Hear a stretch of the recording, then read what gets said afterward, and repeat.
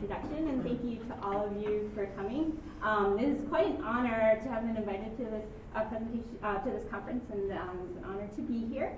So my name is Cynthia Lynn Lowell. I am an associate professor in the Agricultural and Resource Economics Department. The lead author on this paper is Karen Tomey. She was formerly a PhD student in the Agricultural and Resource Economics Department at UC Davis, and then subsequently a postdoctoral scholar. She is currently a research agricultural economist at the USDA Economic Research Service. Unfortunately, she could not be here, so here I am, and hopefully I can do justice to her work.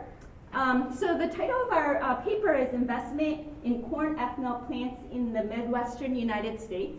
And when I received the invitation from Professor Cameron, he indicated that a good title for this conference would also include the methodology. And so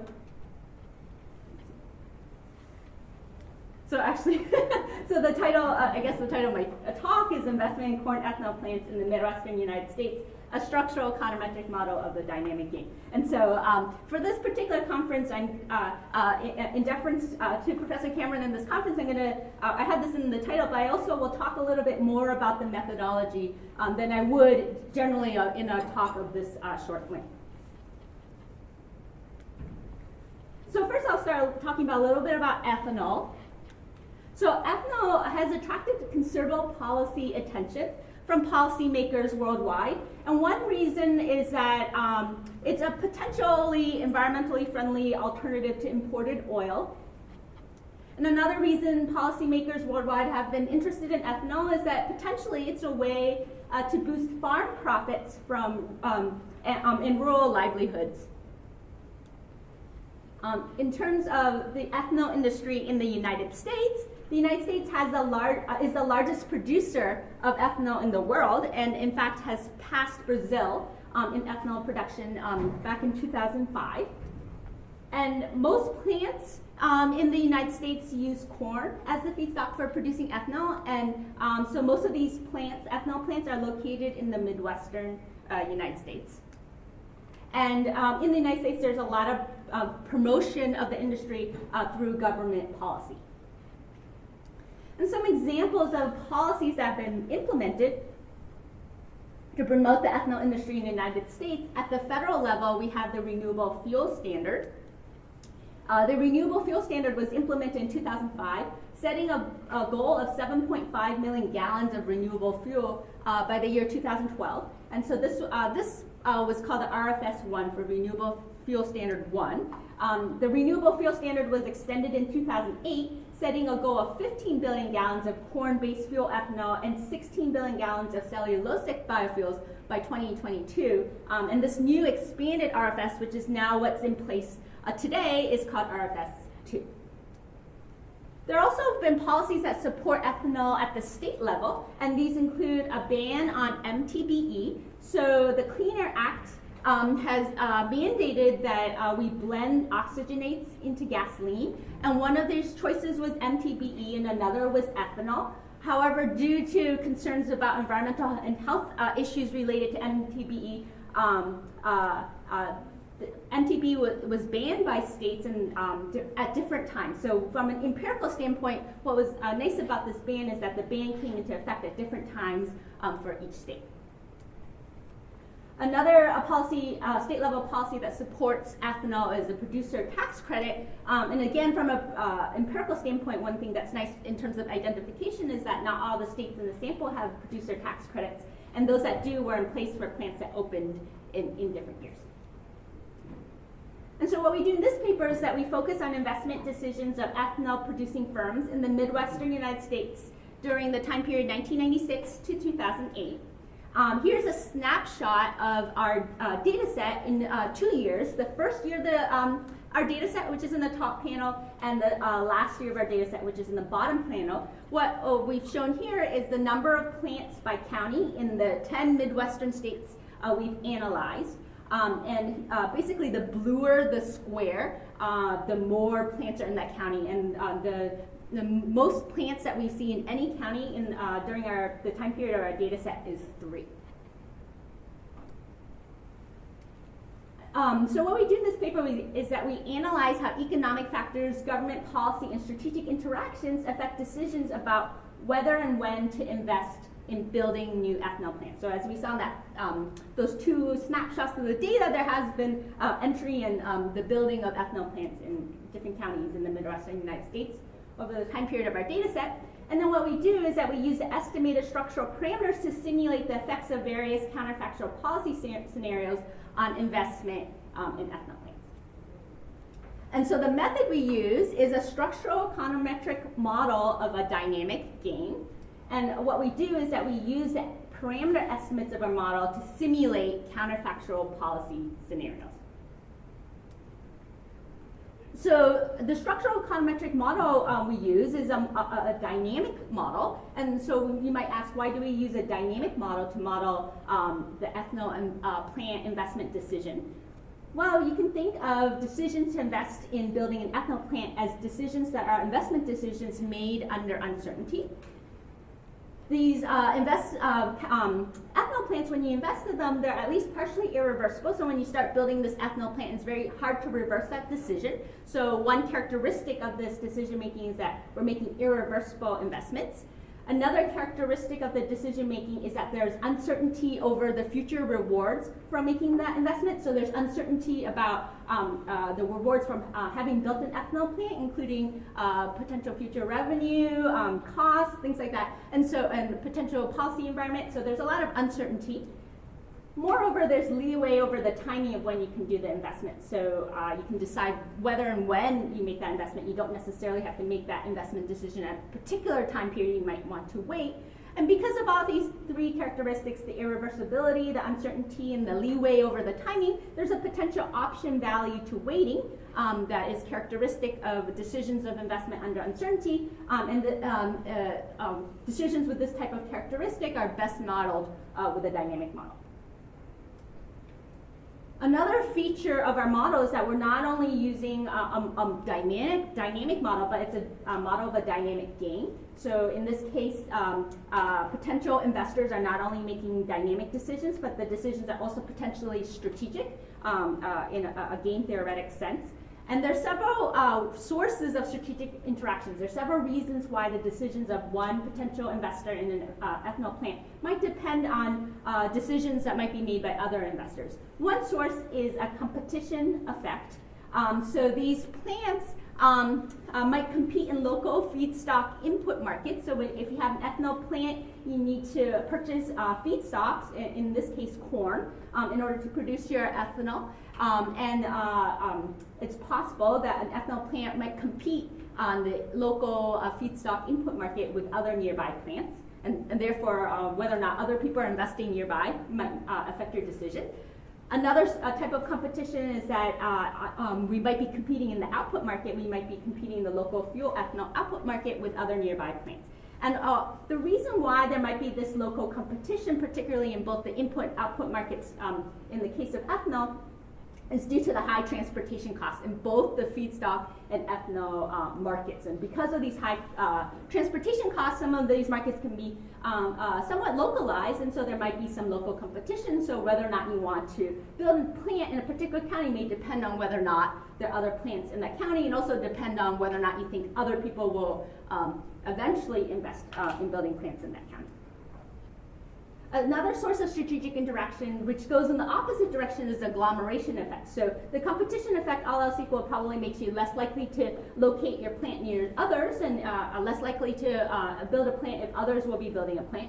The agglomeration effect suggests that there might be reasons why you might want to locate near other plants due to positive spillovers, and one might be the transportation marketing infrastructure. So I had mentioned that transportation is very important in this market. And a lot of, for example, ethanol needs to be transported by tank trucks and often by rail. And so if you have other plants nearby, maybe they have already started building some infrastructure in terms of transportation and maybe also in marketing that you might be able to benefit from. So it might be beneficial to locate near other plants. Another source of agglomeration that you might benefit from is having an educated workforce, and particularly one that's specialized in working with these ethanol plants. That might be beneficial to have, and you might be able to benefit from that if you're locating near other plants. So there's these two sources of strategic interactions. a negative competition effect and a positive agglomeration effect. And for those reasons, it's possible that a potential investor in an ethanol plant might condition their decisions on what they think others might be doing. So potential investors might base their investment decisions on other investors' strategies. So there are several advantages to using a structural econometric model to model the decision-making of potential investors. One advantage is that we explicitly model the dynamic investment decision. And in particular, we're incorporating the continuation value to weighting, which explicitly captures how expectations about the future affect current decisions. So when they're making their decisions, they're thinking about the future, and with a structural model, we're explicitly modeling how that takes place.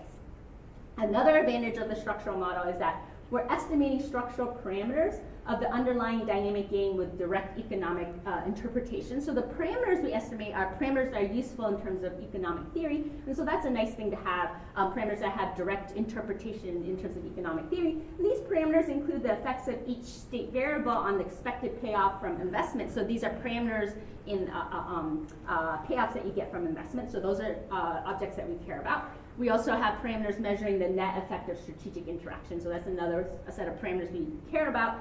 And in contrast, if parameters from reduced form models are not structural models, are confounded by continuation values, so they don't have a direct economic interpretation, unlike the parameters that we estimate. Another advantage of a structural econometric model is that we better estimate the strategic interaction between potential entrants. So we're explicitly modeling how expectations are formed about what other potential competitors will be doing, and so we're incorporating that explicitly in our model. Another advantage is that because we're estimating parameters with structural interpretation and economic parameters, we can use these to calculate welfare, and so that's something that would be nice to do. And also we can use the parameter estimates to simulate the effects of counterfactual scenarios on decisions about investment and welfare. So those are all advantages of having the structural model calculate welfare and also simulate the effects of counterfactual scenarios and policies. Okay, so our model is that we're modeling the decisions made by potential investors or potential entrants in the ethanol industry. We index them by I. These investors are making dynamic and strategic decisions of whether to invest in building an ethanol plant in a particular county K in year T. And in each year T, all investment decisions are made simultaneously. And our I for decision maker I in county K at time T is a dummy for investment by potential investor I, county K in year T. And investment decisions may depend on a variety of variables. First, they might depend on publicly observable county-level state variables, and we call the set of state variables omega, KT, K for the county, T for the year, time or year. And there are three sort of categories of such variables. NKT will be our variables measuring the strategic interaction. GKT is our government policy, and XKT are economic factors. So our decisions may depend on strategic interaction, government policy, and economic factors. In addition, our investment decisions may also depend on private information. So these private observed shocks, epsilon IKT, which may capture, for example, private shocks to our cost of building an ethanol plant. So let me parse out each of those variables, those three variables: strategic interaction, government policy, economic factors. The strategic interaction is going to be our dummy for whether or not another investor has built an ethanol plant in county K by time T. So whether or not there's already a plant in that particular county. And this measures the net effect of competition and agglomeration effects. So it's measuring whether or not we have someone already there in that county. And so potential entrants may condition their investment decisions not only on the current number of ethanol plants that are already there when they're making their decision, but also on expectations about the future number of ethanol plants, which includes expectations about what they think people who are currently not in the county might do in the future, and whether or not they might be building this period or sometime in the future. In terms of government policy, a second set of state variables, the government policies we include are the ones I talked about before, the MTBE ban, which is a ban on another type of oxygenate that you can use in blending in gasoline, which means that ethanol becomes sort of one of the only choices for blending in gasoline, which is sort of a policy that supports ethanol. We also include government policy for tax credits, and the two stages of the renewable fuel standard, RFS1 and RFS2. In terms of economic factors, we include some factors that affect the revenue from building an ethanol plant. And this includes the ethanol price, which is your price of your output, gasoline price. And so if you can view ethanol as a substitute for gasoline, then gasoline might have a positive, having a higher gasoline price, higher price for your substitute might positively affect your revenue and your payoffs. However, if you viewed ethanol as an oxygenate or an additive or a complement to gasoline, then if gasoline prices are higher, potentially that might have a negative effect. So that's a part of an empirical question that we can see that we can answer when we estimate our model. Another factor that affects revenue is proximity to cattle. Why is that? So this is going to proxy for sales of distillers' grains. Distillers' dry grains or solid bills is a co-product of corn ethanol production. So when you're producing ethanol as a co-product, you also end up producing some of these distillers' grain, and you can sell that co-product for animal feed. And so cattle, among other animals, may be able to consume some of this co-product, and that's a sort of a source of revenue too. Another set of economic variables we include are factors that include cost, or that affect costs, including the availability of corn, which is your feedstock. So transportation is costly, as I mentioned, so how available corn is nearby will affect your costs. Corn price will affect your costs. Soy price, another potential thing that you could use for planting, would affect your costs. Natural gas price, which is a major energy source for milling corn, might affect your costs. Likewise, electricity price. And also whether or not there's a biodiesel plant nearby, because the biodiesel plant may compete indirectly in the feedstock market, since much of the Midwest can be planted to soy or corn. So biodiesel by and large uses soy, and so as a farmer considering what to do with the land, they generally can plant either, oftentimes they can plant either corn or soy, and so having a biodiesel plant nearby may affect these farmer decisions and therefore affect what's going on in the feedstock market and my input prices if I want to use corn as feedstock. Okay, and so we have our function of payoff from investment. So if I decide to invest, I get a payoff, which you can think of as a present discounted value of an entire stream of payoffs after I've made my decided to invest. And so here, that payoff pi is a function of my three types of state variables, the strategic interactions, government policy, and the economic factors. Is also a function of that shock, the ethanol, the idiosyncratic private information shock, and we can actually separate them. So we have a deterministic function, pi naught, which is a deterministic function of the publicly observed state variables, and then the stochastic information shock. And so here we're going to use our notation omega kt to indicate our set of publicly observed state variables. So you can write this notation a little more parsimoniously as the following. And here our shock, our private information, we're going to assume is distributed identically and independently with an exponential distribution associated with that with a parameter sigma. And so the parameters we want to estimate are parameters in this deterministic component of the per period, or deterministic component of the payoff from investment, and the parameter sigma in the distribution of the private information. And so our econometric estimation will take place in two steps. In the first step, we'll estimate continuation values and predicted investment probabilities. And the second step, we use generalized method of moments, or GMM, to match the predicted probabilities with the actual probabilities in the data. And so the value function, so what I had written out previously was the payoff you get if you decided to invest. Well, the value function is going to tell you what the present discounted value of an entire stream of expected payoffs is for a potential entrant. Well, that's going to be the maximum of two things. It's going to either equal the payoff from investment, which is what we showed before. So if I decide to invest, I get the payoff from investment.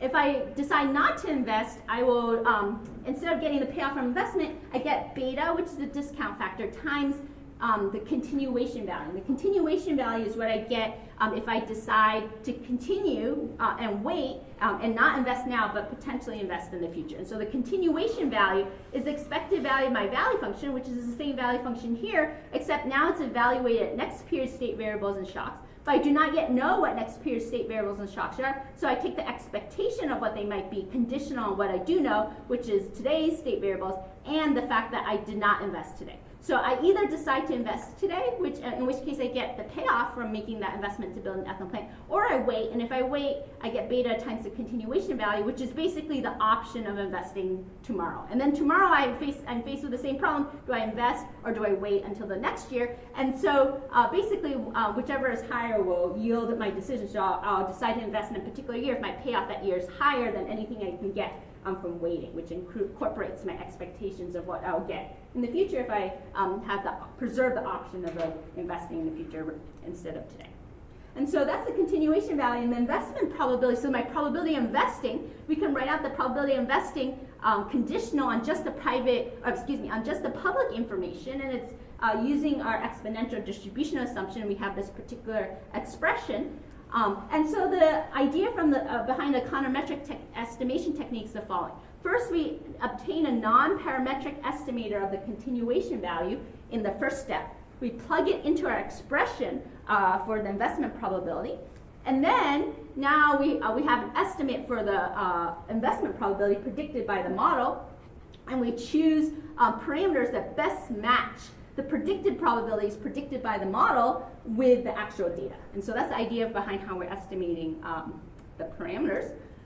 And just a little bit about the non-parametric estimator for the continuation value. So this is based off of dynamic programming, and we vectorized everything. And so this is this VC will represent our sort of vectorized notation for the continuation value. And it turns out with an exponential distribution assumption, we have a nice closed form expression, and M is a transition matrix, and we have the continuation value here, and we have that investment probability for which we use empirical probabilities to estimate. So the transition density will use empirical probabilities to estimate, the predicted probabilities will use empirical probabilities to estimate, and you see the continuation value appears on both sides, and the way we obtain a non-parametric estimator for the continuation value is that we solve for a fixed point. And then that'll give our estimator for the continuation value, which we plug into our expression for the investment probability, which we then choose parameters to best match with the data. So that's sort of in a nutshell what's going on. And so a little bit about the results from the structural model. First, we find that the payoffs from ethanol investment are positively affected by a number of things. So they're positively affected by the corn production intensity of that particular county, which is the corn acreage in that county divided by the total area of the county, which is a measure of how available corn is in that local area. It's also affected by whether or not we have banned MTBE. So if we have banned MTBE, then the potential revenues from ethanol are higher, and so they are more likely to invest there. Also, the second stage, the current RFS2, positively affects investment decisions, and also private information shocks positively affect investment decisions. And so we use the parameter estimates to simulate several counterfactual policy scenarios. So we simulate a situation where we have all the policies that are currently in place, except we take out one. And so one simulation is we take out the RFS 1, but leave all the other policies in place. Another counterfactual scenario that we simulate is that we have all the policies we have currently in place, but we just take out one, and this time we only take out the RFS 2, this expanded version. Another policy is the only one policy we take out is the tax credit. Another one is we have all the policies and we just take out the MTBE ban. And then we have sort of the counterfactual scenario where we take out all the policies, so there's no policies in place. And so here I have the results of simulating using the information from the full time period of our data set. And so I'm presenting for each of the simulations the number of entrants we end up having in that particular simulation, the total welfare, and then the mean welfare per entrant. And the base case is if we're just simulating the actual scenario with all the policies in place. And it turns out, I don't present it here, but the simulations from the model actually replicate the actual data very well. So, but we're going to compare with the base, and then you have the different scenarios where we take out each of these policies, and the scenario where we take out all the policies. And we normalize the welfare so that the mean welfare per entrant of the no policy scenario is equal to 1. So all these welfare values are normalized against that. And so first I'll present, so the stars here present the significance level of a 2-sample t-test between each of these scenarios and the base. So I'm comparing these counterfactual scenarios with the actual situation where we have all the policies in place. And so how do we interpret this? What this is saying is that if we have stars, this scenario, these numbers are significantly different from the case where we have all the policies. And so here we can see that the number of entrants and welfare are significantly lower when there is no RFS2. So if we take out RFS2, these numbers are lower. Moreover, they're significantly lower, indicated by the stars. So without that second expanded RFS2, we have fewer entrants in the ethanol industry, and also welfare is lower. We can also do the 2-sample t-test now, comparing each scenario against, instead of the base, we're comparing against no policy. How does this, having all the policies except for that one policy we have in that scenario, compare with having no policy? And here, first we can see all these situations which include at least one policy have significantly higher number of entrants and welfare compared to the situation with no policy. And so that's the takeaway here. Here we also present results from the pre-RFS period. So it turns out that all the states in our sample ended up banning MTBE by the time the first RFS took place, which means we can't identify the MTBE in the post-RFS period, because there's no situations where we have an RFS and a state without the MTBE ban. So in order to look at this MTBE ban, we have to limit to a sub-period of our data. And so again, we're comparing each scenario against the base, where we have all the policies. And we can see that the number of entrants in the welfare are significantly lower when there is no MTBE ban. So if we take out that ban, now we have fewer entrants and lower welfare.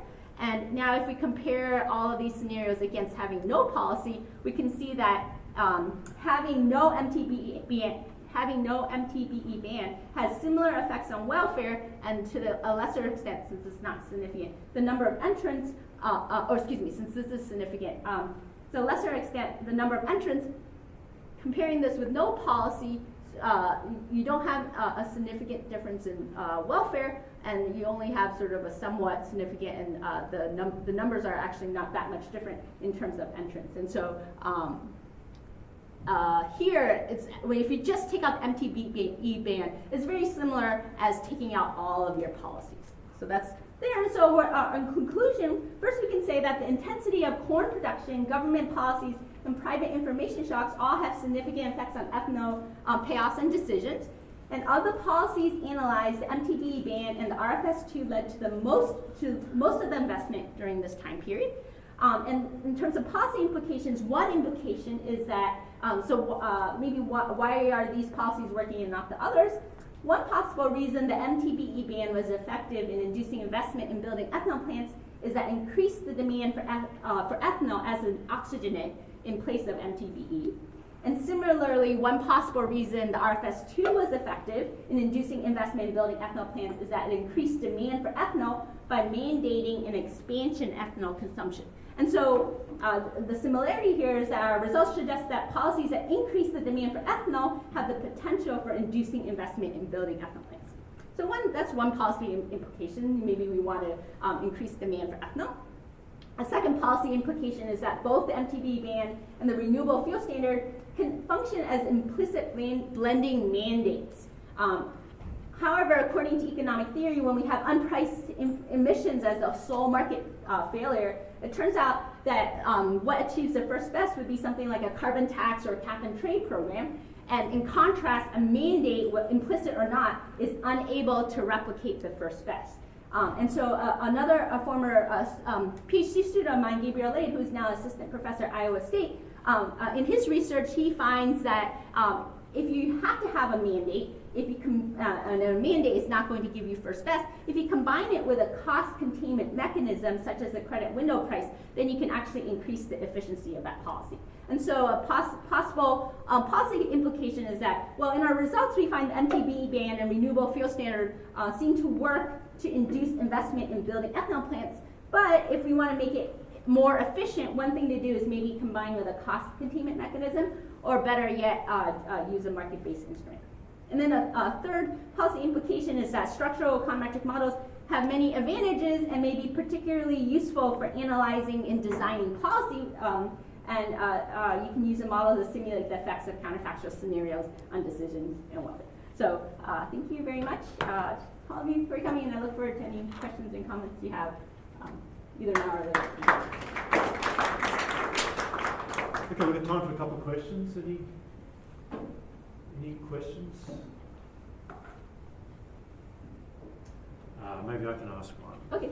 So, is there data available just on to what extent ethanol is being used as an oxygenate to substitute for MTBE?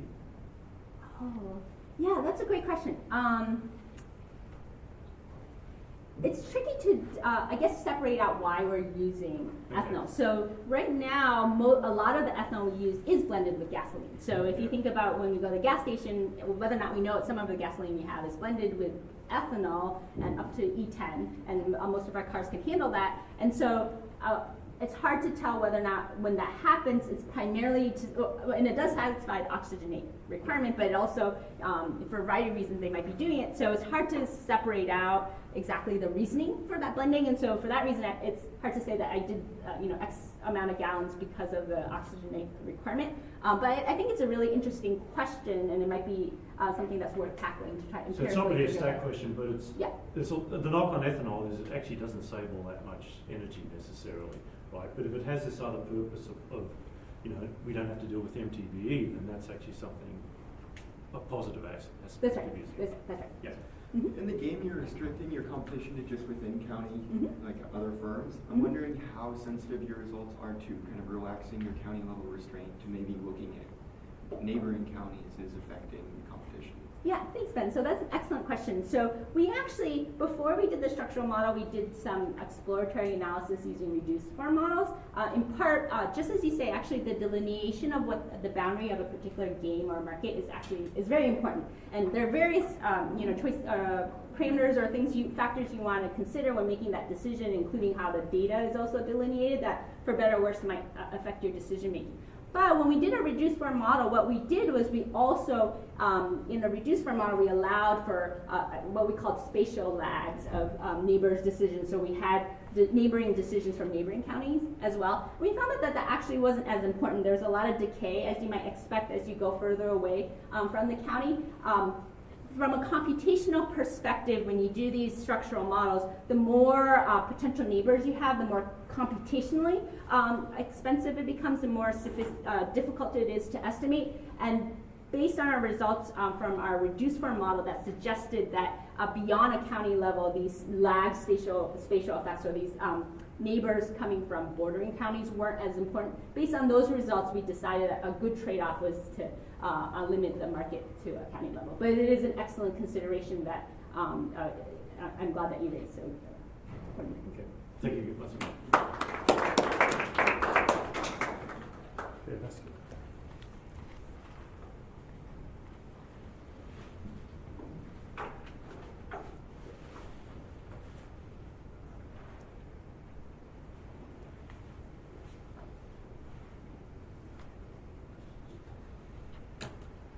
Yeah. Okay, so I should say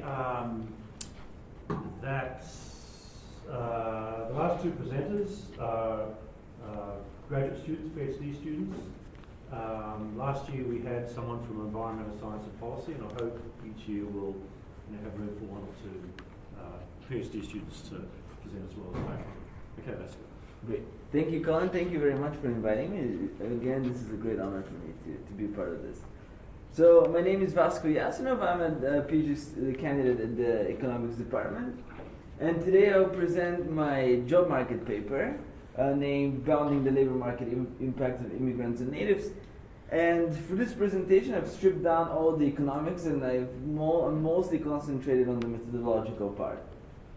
So there will be a lot of things that I'll be skipping, but I'll pay most attention to the methodology. So the research question I'm interested in is what's the impact of immigrants on natives' wages and employment? This is a very important question. So immigration in modern day societies plays a crucial role. So for instance, in the United States, 1 in 6 workers is foreign-born. Currently, immigration is a major part of political campaigns. So there was a major part of the Brexit campaign, of Donald Trump's campaign. It's also an important part of policymakers' agendas worldwide.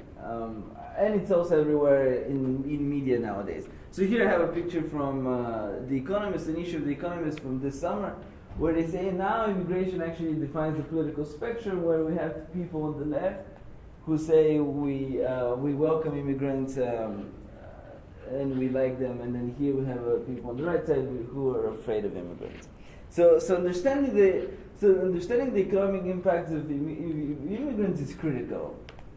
And I want to emphasize that besides economic, they have also cultural and other social impacts. But here we'll be focusing only on the impact on natives' labor market outcomes.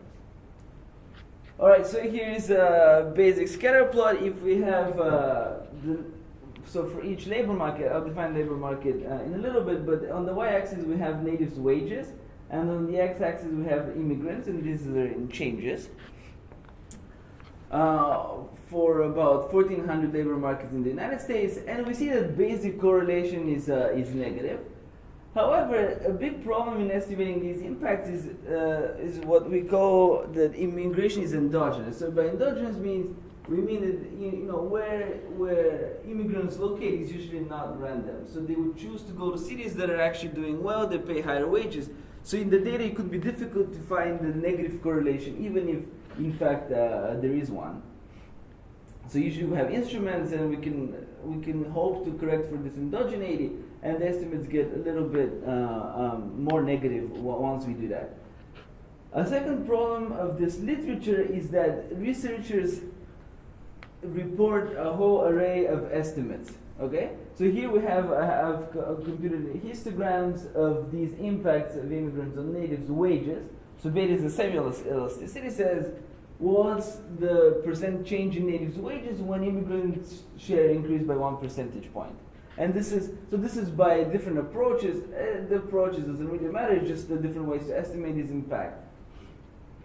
So here we see that regardless of the approach, we really have estimates all over the place.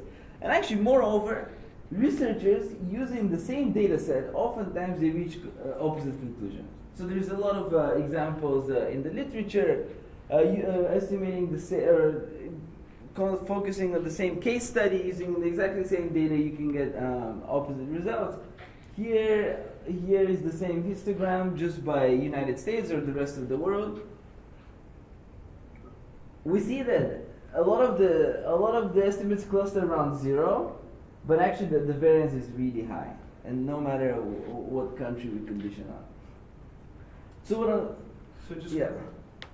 what would be a big number? Like what would 0.1 mean? So 0.1 means we increase the share of immigrants by 1 percentage point. So let's say from 10 to 11. Natives wages will decrease by 0.1%. So really these are small numbers, but actually I've topped and bottom coded at 1.5. So there are some crazy numbers out there.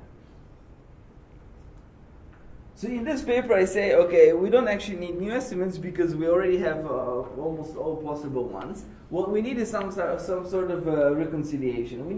We need to think of what is the feasible range of values that this impact could actually be.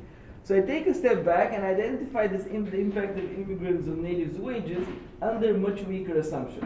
So I apply Munsky and Pepper's non-parametric bounds, which rely on milder instrumental variable and monotonicity assumptions, which I can claim that I motivate from economic theory, and this part I'm omitting from this presentation.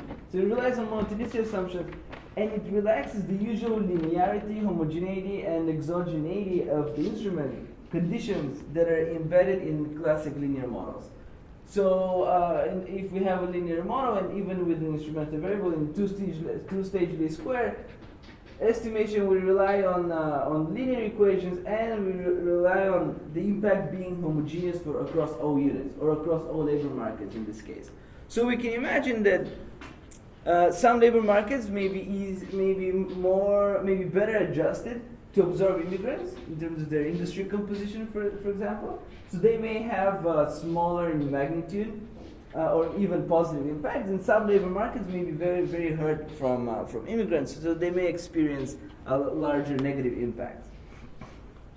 And I also relax the exogeneity of the instrument, which I'll talk about in just a couple of slides. So a couple of the contributions that I can highlight from this presentation is that I narrowed the battlefield, or the field of disagreement among researchers in the literature about what is actually the true value of this parameter that we're interested in. And I provide the first non-parametric estimates. So this is the first paper to consider relaxing these assumptions in the literature. So now we get into the empirical part. This slide just lays out the notation.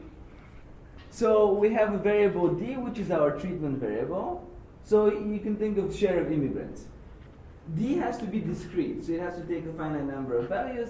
So we have, let's say we have a group of cities or labor markets that receive the least number of immigrants, and then some that get more, and then we have, again, the last group who gets the most share of immigrants, or growth of immigrants. Then we have outcomes, potential outcomes. So here you can think of this as natives' wages in a given labor market. So two things are important here. First is that this variable has to be bounded. It needs a bounded support. So there's a lowest possible value and there's a highest possible value. Second is we're in this potential outcome framework. So for each labor market, you can imagine an outcome under each different treatment level. Okay, so for instance, San Jose, let's take the city of San Jose has a large share of immigrants. So you can imagine what would have happened if San Jose didn't have any immigrants or had a little bit, and so on, until under all possible treatments.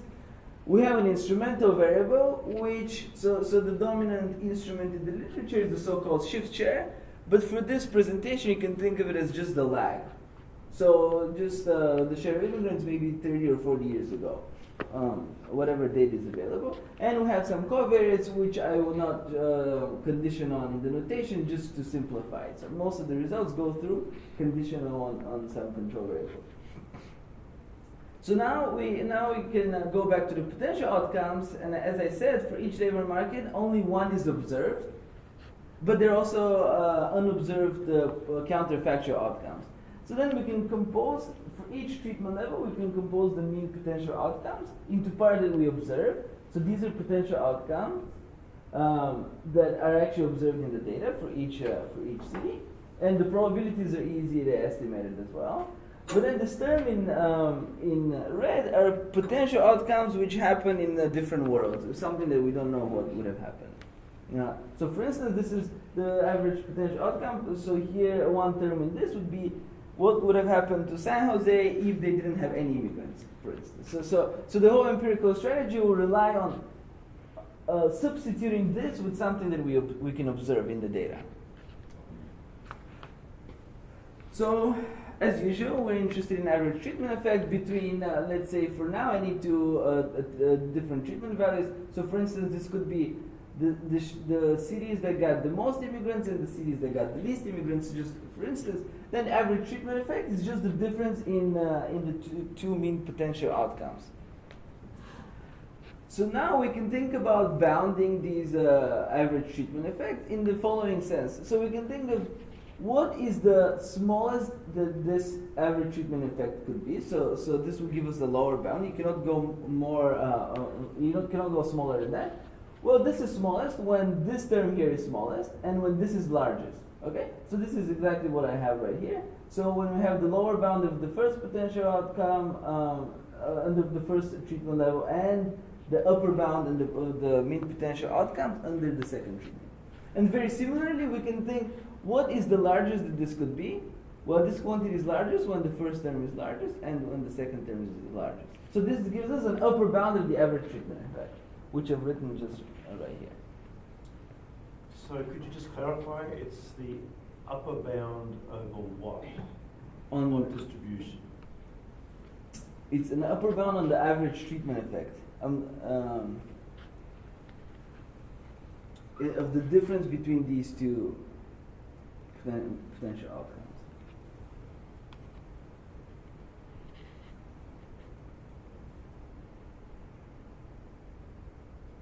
So what's the largest it could be and what's the smallest it could be? Why don't you continue? Okay, let's talk about it later. So now, in the next few slides, I'll introduce assumptions which are weaker than the usual assumptions of the linear models that we often estimate. So they will not identify a single value for beta, for our treatment effect, but they'll give a set of values called bounds that are consistent with these weak assumptions. These are weak non-parametric assumptions. So first we begin with these no assumption bounds without making any monotonicity restrictions. So here we say that we don't know what this term is, but we know that it cannot be lower than y min or it cannot be higher than y max. So we just substitute this term here with y min and y max right here. So in the lower bound we substitute with y min, and in the upper bound we substitute with y max. So this gives us a so-called no assumption or empirical bounds on the mean potential outcomes and therefore on the average treatment effect. But where does y min and y max come from? Well, they're assumed. So in Okay, the so data, there is an assumption. yes. Okay. So you have to assume a bounded support. So if you're bounding probability, let's say, then you don't need an Yeah. assumption because it's already between 0 and 1. I'll show you how I bound this later on. So I want to talk a little bit about this graph because it will be useful in the next two slides.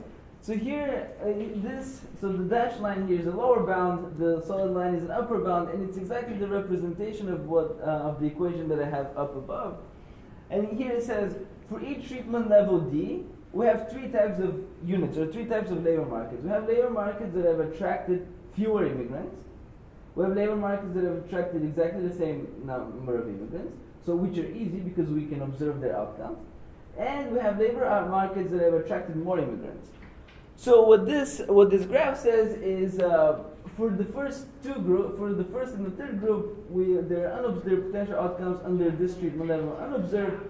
So we know that it cannot be lower than y min and it cannot be higher than y max. It's just the same thing in a figure.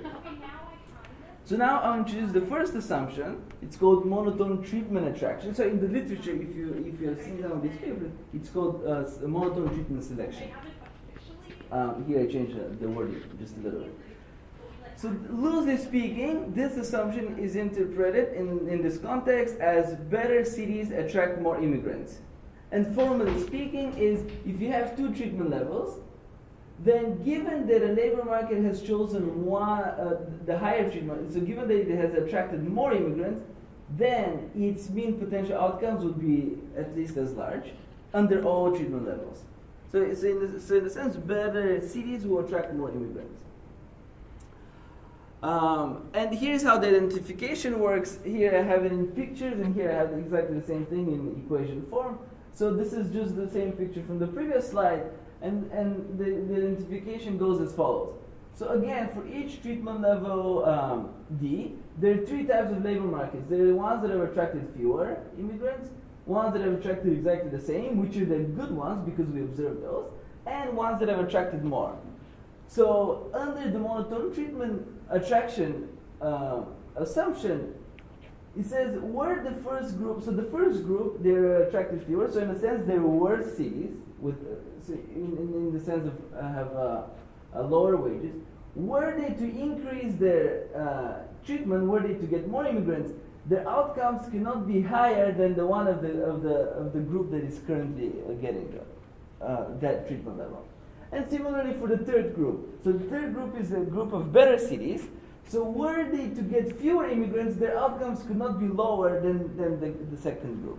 So this is the intuition of the identification result, and here is exactly the same thing. So then once you weight, once you weight by the probability of being in each state, then you get the bounds on the potential outcomes, and then on the treatment effect. So here, next assumption is the next assumption is called monotone treatment response, and its assumption on the treatment effect sign. So here I assume that immigrants depress natives' wages.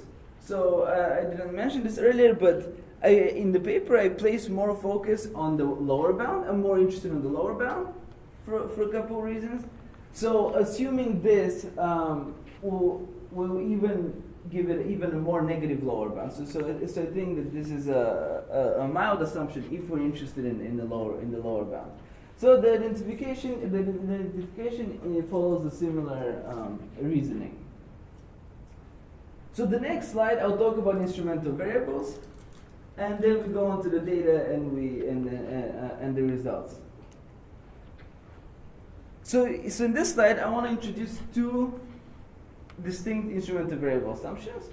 So the first one is the one that we're all used to, this exclusion restriction of that we routinely make in applied work. So I think here's a good time to I mentioned the instrument. You can think of the instrument as the lag of the share of immigrants. So the first assumption says no matter what level of your instrument you have, then the mean potential outcomes are exogenous. They're all equal. So the interpretation in this context is that the location of past immigrants is exogenous in this sense. And of course, this is a strong assumption. If you have a linear model, you can identify average treatment effect, or you can also identify local average treatment effect in a slightly different setting. So the way that identification works is actually pretty straightforward. So then we estimate the no assumption lower bound and the no assumption upper bound. So we estimate exactly these bounds on each point of the support of our instrument. And then for a lower bound, so because it's exogenous, for the lower bound, we can take the largest lower bound of the conditional bound. And for the upper bound, we can take the smallest upper bound of the conditional bounds. So you can imagine without any assumption, the bounds are negative infinity and positive infinity, right? So our goal is to shrink the two bounds so that we hopefully get some informative results. Then Mansky and Pepper, they show that actually this, so in certain contexts, this assumption could be difficult to justify. So we can relax this assumption by substituting this equality sign with an inequality. So, and this results in the monotone instrumental variable assumption. And this assumption allows for a relationship between between your instrument and the mean potential outcome. So it says that if some labor markets attracted more immigrants back in the day, then they currently are also doing better. So this is important because researchers have argued against the usual instrumental variable in the literature, which says, if some cities had what we call these demand shocks back in the day, they were doing really well, then these demand shocks could be autocorrelated and they can still attract more immigrants today. So in that case, if you run the standard IV model, then you have this correlation between your instrument and your error term. So you're getting inconsistent estimates. So the identification under the monotone instrumental variable is slightly similar. It's definitely simpler than I think what this formula makes it look like. So again, you do this at each point of the support of Z, and then however only one part of the support is then exogenous, and then you have to condition out. You have to weigh by the probability of gain at each point. So now very quickly I'll talk about the data that I use, and then I'll show you the results, the resulting bounds under each of these assumptions. So I use United States Census data, and as the labor market I define, in my main specification I define a city or a commuting zone by education group. So for instance, again in San Jose, the low-skilled people in San Jose, they compete in one labor market, they compete for the same jobs, and again high-skilled people in San Jose, they compete for different jobs. It's different labor markets. So as my variables, I take difference. So these bounds are constructed for cross-sectional data, so I cannot use the panel structure of the census. So I take differences in my main specification between 2010 and 1990. So for each labor market, I take the difference in the log wages of natives.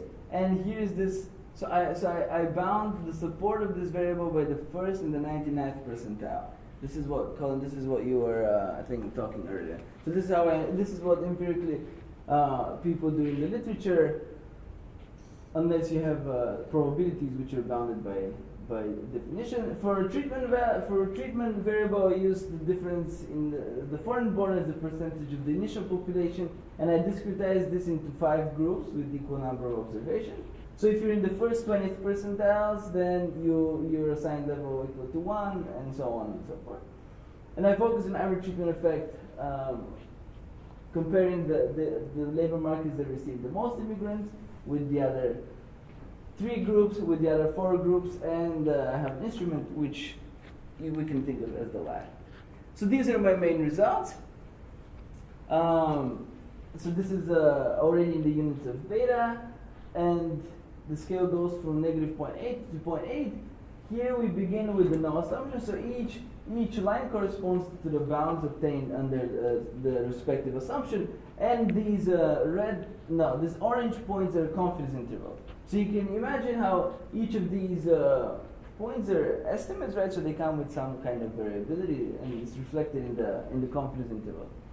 So we start with the null assumption bound, which go roughly between -0.4 and 0.4, and we see that as we add more assumptions, so the monotone instrumental variable assumption is a weaker assumption than the instrumental variable one. So the resulting bounds they cannot be narrower.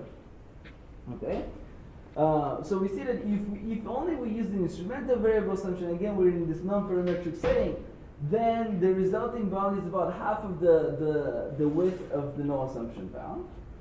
Then we have the monotone treatment response assumption, which was the assumption on the treatment effect. So this restricts the treatment effect to be negative, and we see that we don't get very much traction on the lower bound. Monotone treatment attraction was the assumption that says better cities attract more immigrants. So really mild assumption. And we shrink the upper bound quite a bit, the lower bound not so much. If we combine this assumption with instrumental variable assumption, then we get a narrow informative results. And here we have the point estimates from the linear model. So you have only linear model. Then you're sort of in the middle of the no assumption bound. And lastly I want to put these in perspective. So if we again plot what the literature estimates, this is all estimates on the United States, then here these are my no assumption or my empirical bounds. We see that under very mild assumption, without relying on any monotonicity or an instrumental variable, only about a fourth of the estimates in the literature are actually consistent with these. So this is a very, I think, surprising finding. Even if you have minimal assumption structure, you get informative in this sense result.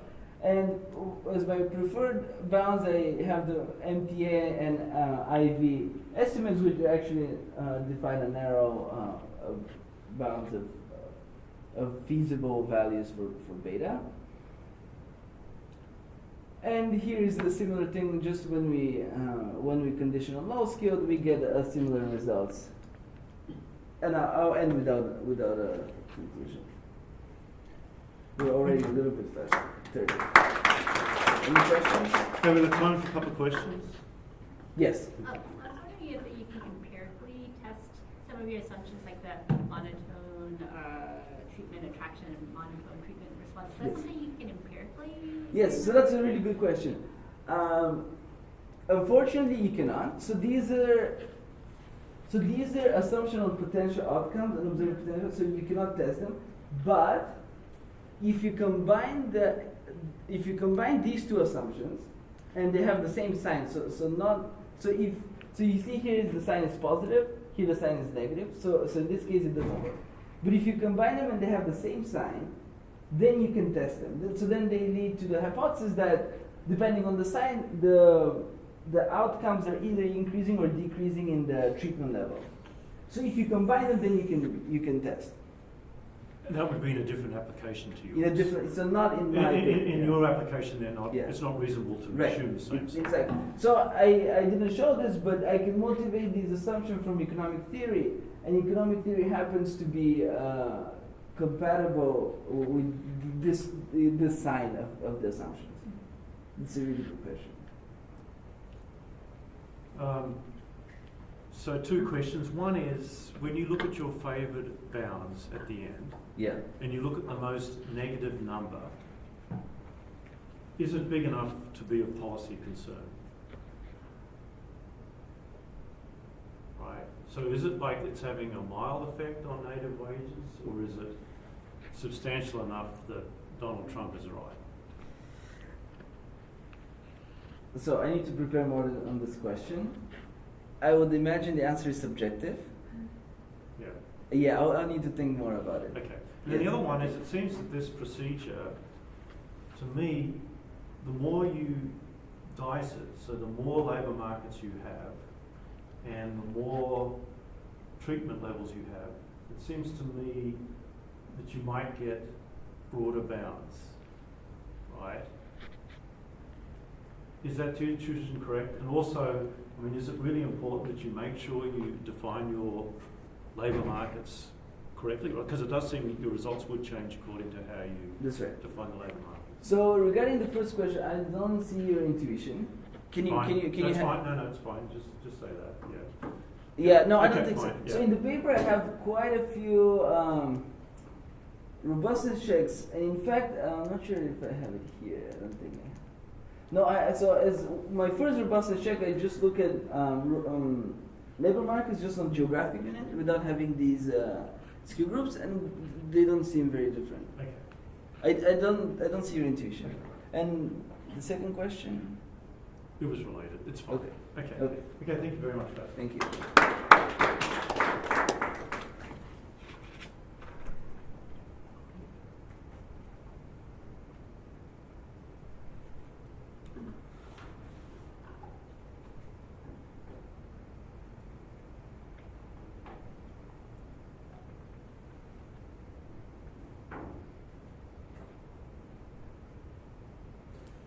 Okay, well, our last speaker is Jerome Choi, and he's also from economics. Take it away. Okay, I'm Jarin, and I'm the last speaker of today's conference. Thank you for being remaining seated until now. And the title is Measuring Intergenerational Income Elasticity Using Weak IV Robust Inference Method for Two-Sample IV Regression. And this is a joint work with Jiaying Gu of University of Toronto and Xu Shen of UC Davis. So before we talk about the two-sample linear IV model, let's first talk about the OLS. If we are interested in the impacts of education on wage, the typical assumption of OLS is the error idiosyncratic shock that's not affecting the education. So this is a correlation between W and U is equal to 0. Under a little more assumptions, the OLS estimator is consistent. However, in many cases, like unobservable ability that's simultaneously affecting education and the wage, then the OLS estimator is inconsistent. In this situation, we use instruments such as mother's education level or father's education level that's related to the W, but not related to the individual's ability. And in this situation, we use IV estimator, defined as beta hat IV is equal to Z prime W inverse Z prime Y. And under pseudo assumptions, this IV estimator is consistent, the impact of educational wage. However, in many cases, we observe the dependent variable Y and endogenous regressor W in two separate samples, while the instrument Z in both samples. There are many empirical examples. In such situations, Angers and Kruger propose computing the Z prime W inverse from one sample and the Z prime Y from the second sample. And more formally, we define beta hat two sample IV estimator as where subscript I denotes the first sample and subscript 2 denotes the second sample. And using the second sample's moment to use this, to impute this, and to the first sample moment to impute this. Then, under certain assumptions, this two sample IV estimator is consistent for the coefficients of the endogenous regressor. So let's take an example. So Olivetti and Passerman, 2015 A-year paper, they study and they estimate historical intergenerational income elasticity between fathers and children of both sexes in the United States. And let's take a look at the table. So in the first sample, they only observe Y1, which is earnings of a son, and not observed the father's earnings level, while they observe instruments in this sample. While in the second sample, they cannot observe son's income, but they can observe the father's income. And also they can observe instruments of Z. And they use, in this two-sample structure, they use two-sample, two-stage least square estimator, which is an extension of two-sample IV to the case where there are more than instrument Z than regressor W, which is defined as this, where beta hat two-sample, two-stage least square is follows. And this is first using the second sample, regress W2 on Z2, and they impute unobserved father's income W1 hat, which is not observed. And using this W1 hat, then they also regress Y1 on W1 hat, 1 hat. Then they can get a two-sample, two-stage least square estimate. However, the problem of their paper is their two-sample, two-stage least square estimator suffers from weak instrument problem. More precisely, the weak instrument problem is instrument Z2 are weakly correlated with endogenous regressor W2 in the first stage regression. The problems of this weak instrument problem on standard one-sample IV regression framework are well established, such as this estimator is biased in small samples, and this bias is towards OLS, and their inference methods are incorrect, such as tests of significance have incorrect size and confidence intervals are wrong. Yes.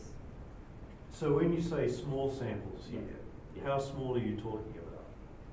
Where we cannot apply the asymptotic. So you're not just talking 50 observations. Right? It could be 1,000 observations and you still have this problem. Yeah. Yeah. So the problem is just the asymptotic theory just really needs a really, really, really large sample Yes. in order to go through okay. Yes. Yeah.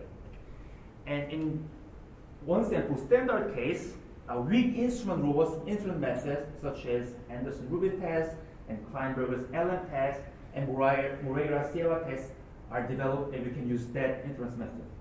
Now, how can we do inference procedure in a two-sample IV regression model with weak instruments such as Olivetti and Passerman's case? And we go back to the literature, we found that there are no such methods exist in a two-sample IV framework. And what we should do? We should make a testing procedure, right? So let's review what the problems with the two-sample, two-stage least square estimator on the weak IV. We do Monte Carlo simulations, and generated beta hat two-sample, two-stage least square estimators, and where left-hand side and right-hand side. So where K indicates the number of instruments, and lambda over K measures the strength of instrument.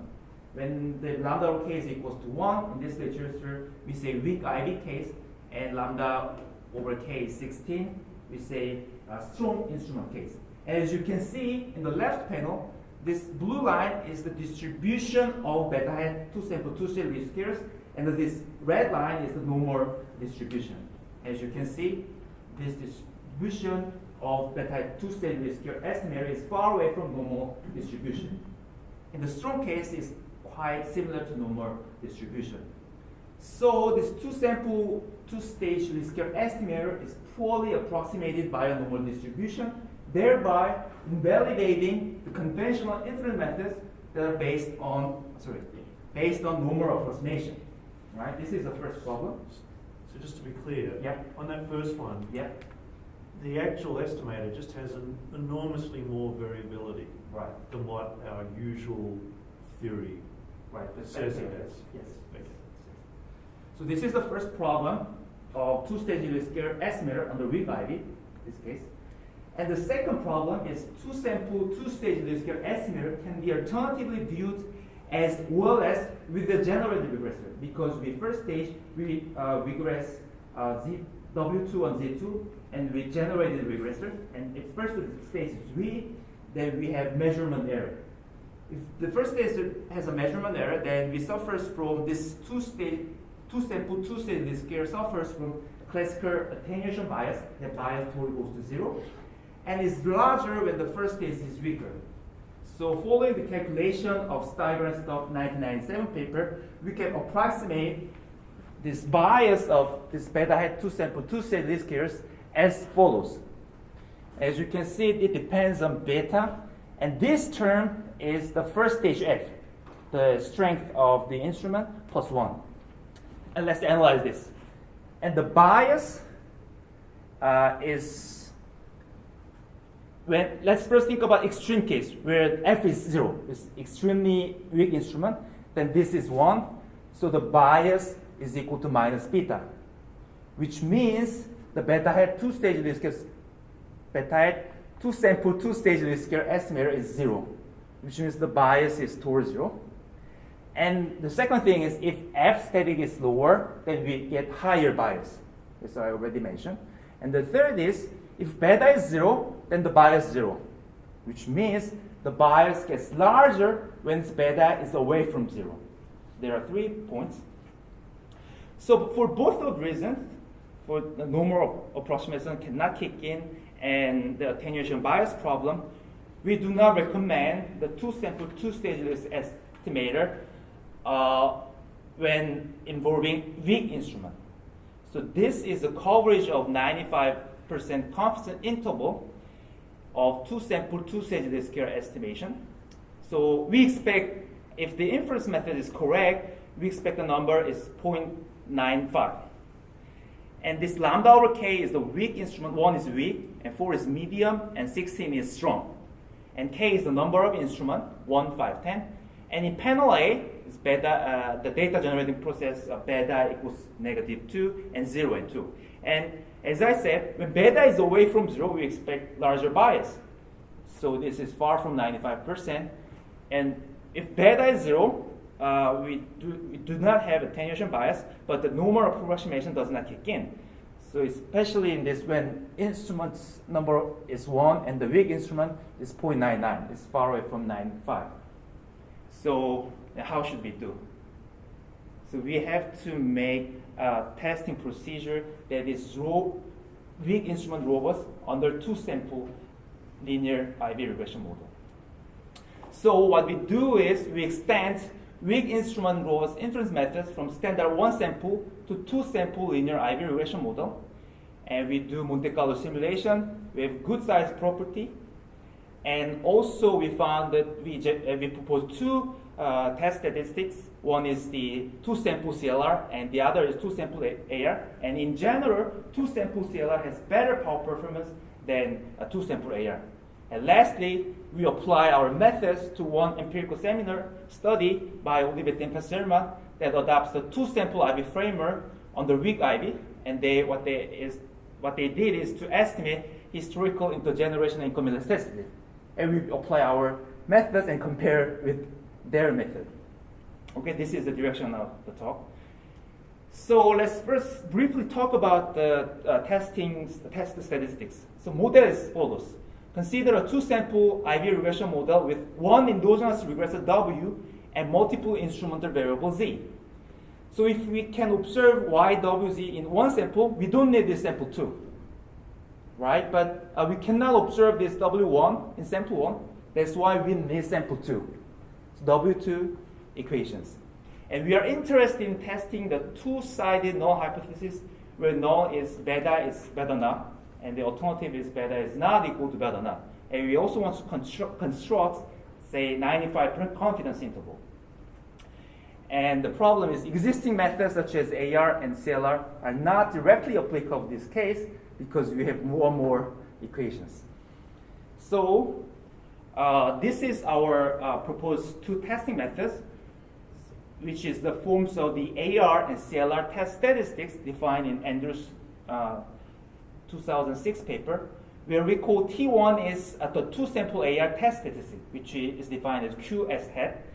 And the second is T2, which is the two-sample CLR test statistics. And this test statistics is kind of transformation of Z1 prime Z1 and Z1 prime Y1 and omega hat, where omega hat is kind of transformed linear IV model of error covariance matrix. So this is our new proposed method that is applicable to two-sample IV regression framework even under weak instrument case. And our proposed two methods are consistent and control size asymptotically even under weak identification. And we can also construct confidence interval by inverting the decision rules of the proposed test. So let's check whether it really is. So we do Monte Carlo simulations, and this is the basic data generating process from data set 1, where sample size is 1,000, Y and W. So this is a sample 1, and this is a sample 2, where we have 200 observation. And instrument Z follows normal distribution, where K is the number of instrument. And the interesting thing is here rho measures endogeneity of this Y1 and W1, but we set this to be 0.1 throughout the simulation without loss of generality because the sample 1 and 2 are independent. So setting 0.1 is without loss of generality. And we consider the data generating processes with number of instruments 1 and 2 and 10. So 1 instrument, 2 instruments, and 10 instruments. And lambda over K, I said this measures the strength of the instrument, 1 weak, 16 strong. And also this lambda over K is a one-to-one mapping to pi. And also note that this lambda over K is approximately, F is approximately equal to this concentration parameter plus 1. So concentration parameter is 1, which is F static is 2. And concentration parameter is 16, F static is 17. For all simulation, we use 5% significance level and report the proportion of rejections on a total of 5,000 rejections. So first, let's take a look at the size comparison. Size is the probability of falsely rejecting null hypothesis when the null is true. Okay, so we expect all this x-axis is beta, so under the null, beta, and this is the proportion of rejection. So we expect it to be 0.05. So, and as you can see, AR and CLR has, no matter how the number of instruments, K, how the number of instrument and how the strength of the instrument, AR and CLR has size is 0.05, which a control size. While the two-sample two-stage least squares fails to size, right? As you can see here. And when the problem is more aggravated, especially when the lambda over K is equal to 1, weak instrument case, the problem is more aggravated. And also when we have more instrument, the problem is worse. Okay? So in this sense, our proposed method control size well, even under weak identification. Let's go, next is the power. Power comparison under null hypothesis is beta is equal to 0. And power is defined the probability of correctly rejecting null when alternative is true. Okay, so that's power. And so what's the purpose of power comparison? Because we want to compare AR and CLR. So from here, when null hypothesis is true, we expect 0.05. However, when it's not equal, beta is not equal to 0, we expect a higher number. Then that means higher power. And throughout, in general, we found the CLR, our proposed two-sample CLR has better power performance than the two-sample AR. So this is a power comparison. And this is a coverage of 95 confidence interval. So first, this is two-stage least squares, as I already showed you, very poor. And this is our proposed AR and our proposed CLR. And as you can see, no matter how the number of instrument, how the strength of instrument, the coverage of this confidence interval is around 0.95. So in this sense, our proposed two methods are really good. And now let's apply. Let's apply our two proposed methods to one empirical study, which is American Economic Review 2015 by Olivetti and Pesserman, where they estimate historical intergenerational income elasticities between fathers and children of both sexes in the United States. This is the basic setup of their paper, where Y1 is the son's income, log of son's income, and in sample 1, we can now observe father's income. So this is now observed. And Z1 is the instrument, and where they use a full set of first name dummies, which conveys socioeconomic status. Since we cannot observe W1, we need the second sample, which is W2, the father's income, and the instrument. Their identification strategy is using children's first name, which conveys socioeconomic status, as instrument to create pseudo links across generations. And how they do is exactly two-sample, two-stage least squares. First, they regress W2, father's log earnings, on a full set of son's first name dummies, J2, and they create W1 hat, which is predicted father's log incomes, and then they again OLS on Y1 on W1 hat. This is exactly two-sample, two-stage least square estimator. And what they find is they find the father-son-in-law elasticity experienced two increases, one in 1870 and another big jump in 1900. So this is their main finding, their main figure. And the problem we posit is they use two-sample, two-stage risk estimation approach in case of weak first stage. The problems I already showed you and emphasized. And what we do is apply our two-sample CLR method and replicating their result and comparing. So let's first see what their result is. So first, let's focus on the blue line, which is the father-son-in-law intergenerational elasticity. So before I explain this, what's the meaning of intergenerational income elasticity? Let's think about zero. Zero means father's income and son's income are not correlated, which means the society is mobile. Let's think about number one. Father's income is very highly correlated with son's income, which means the society is kind of unequal. It's immobile. So what they estimate is, let's first look at their graph. It's around 0.4, right? And there's a two big jump, one in here and one in here. That's what they find. And let's look at the first stage F. This is what we do. We calculated their F statistics, first stage F. As you can see, it's around 2 and 3, which is very, very low F. And from this figure, what we find is that there is one big jump in here, right? One big jump from 2.2 to like 3. And in the first beginning, I emphasize it when F is lower, kind of this, we expect the two-sample, two-stage square estimate is biased towards 0, right? That's what I first introduced. When F is lower, the bias is larger and bias is towards 0. It's kind of around 0. And what do you expect? Our result, our CLR confidence interval. Any suggestions?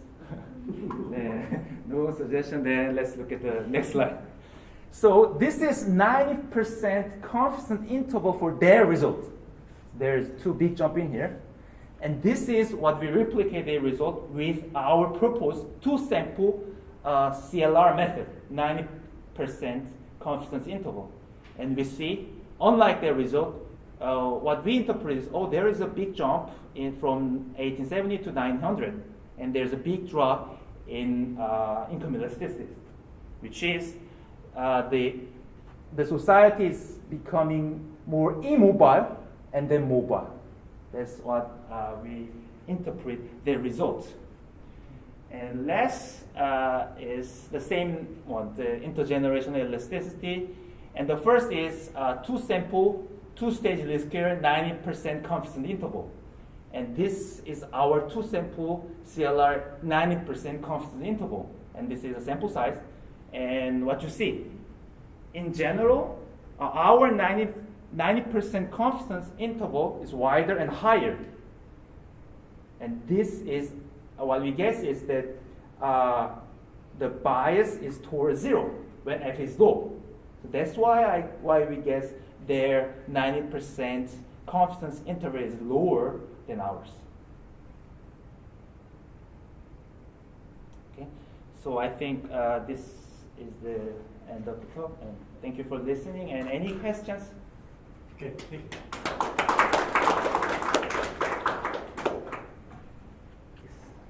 So you focus mainly on it's a great talk. So you focus mainly on the endogenous regression and the dependent variable. Mhm. Let's say you also had some other control variables.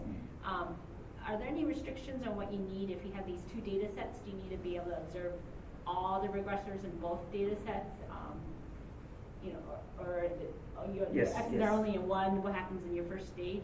And a related question is that, I guess if you're observing variables in multiple data sets, like say your instrument or any of the regressors, are there requirements about, do they have to be exactly the same value if you happen to observe, something that's a common observation, or what happens if something's imperfectly measured? So I guess two related questions. Good question. So first, in two samples, we have to have same axis. And the second question, we impose some assumptions. Let's say expected value of Z1 prime Z1 is equal to expected value of Z2 prime Z2. Some kind of this reasonable assumptions, and we get this result. So two-stage least square is only one IB estimator, right? So there is also, for example, LIMO and K-class estimator. Is there a literature on two-sample LIMO estimators? And if so, do your results go through? I need to ask Chushan for that. I'm not sure if it makes sense. I've never heard of two-sample. No, no, either, me neither. So the thing that Limo does is to try to use a kind of K-class, right, to take out the bias. Originally, to take out the many IB bias, right?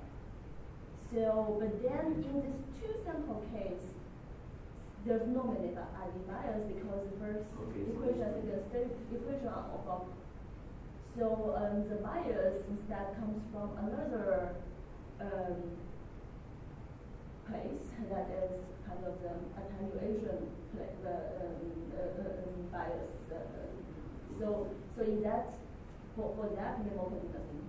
So that's why the others don't. Any other questions?